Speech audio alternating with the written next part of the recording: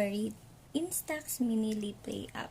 So, first, kailangan natin i-download yung app sa Google Play Store or App Store. Then, once na-download na natin, open lang natin.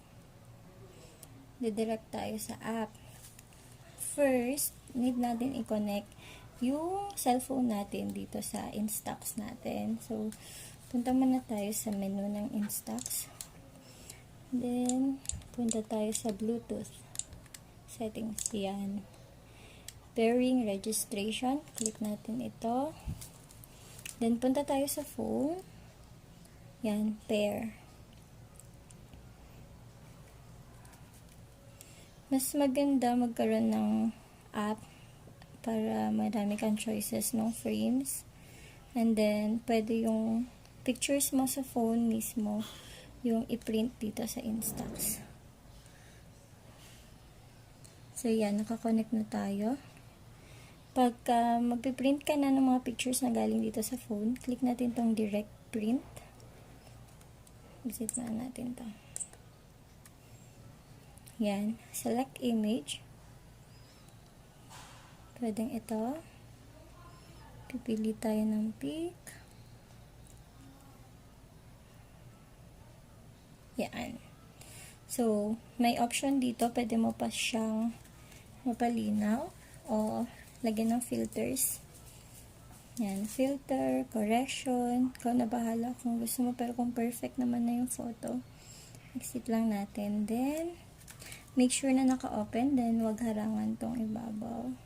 Click na natin yung print.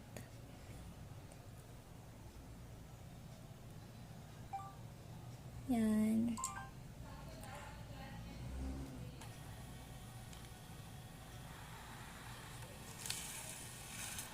Tada!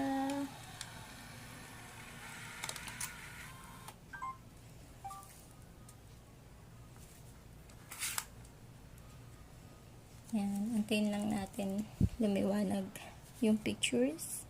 Medyo matagal to. Siguro mga at least 5 minutes bago tuluyan luminaw. So, yan.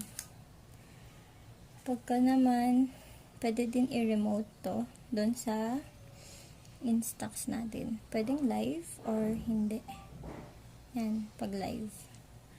So, yan. Nakikita mo dito sa phone mo kung ano yung nakaka-capture ng Instax mo. Pero pagka hindi live, yan. Yung camera lang yung view. Then, pwede mo lagyan ng frames. Yan, pipili ka. Ito ba? Pagka yan yung gusto mo, pindutin natin set.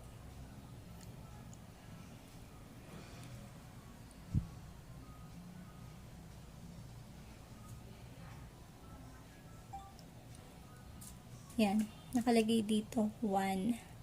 So, pindutin mo lang yung 1 na button dito.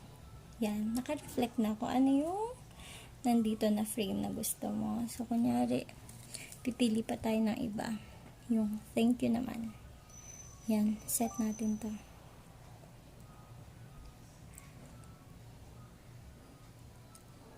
Ayan, 1 din. So, makikita mo, napalitan yung frame.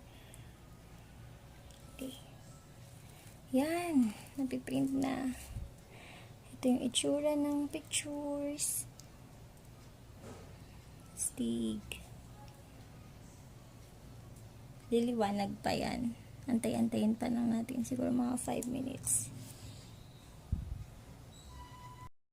Sa pagkoconnect ng Bluetooth, every time na ibang phone na yung gagamitin natin, kailangan natin i-delete yung previous na nakakonect dito. So, pag i-delete na, punta lang tayo dun sa Bluetooth settings ulit. And then, ito, delete pairing registration. Pagka dinelete mo na po yan, pwede ka nang mag-connect ulit ng ibang phone naman.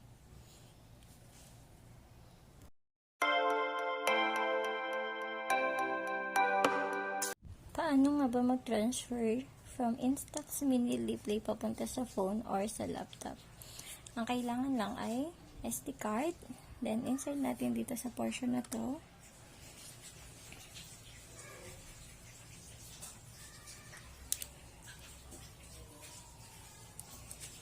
Yan. Then, i-open lang natin yung camera. I-click natin tong part na to. And then, menu. Scroll down lang. Click natin yung copy. And then, internal memory card. Frame, all frames. Pag frame, meaning individually mo siya ito-transfer. Pag all frame, meaning lahat ng nandito sa camera natin, pwede mo siya isahan lang na pag-transfer. So, ako, frame lang kasi pinipili ko muna bago ako i-transfer. So, click lang natin yung copy. Copy.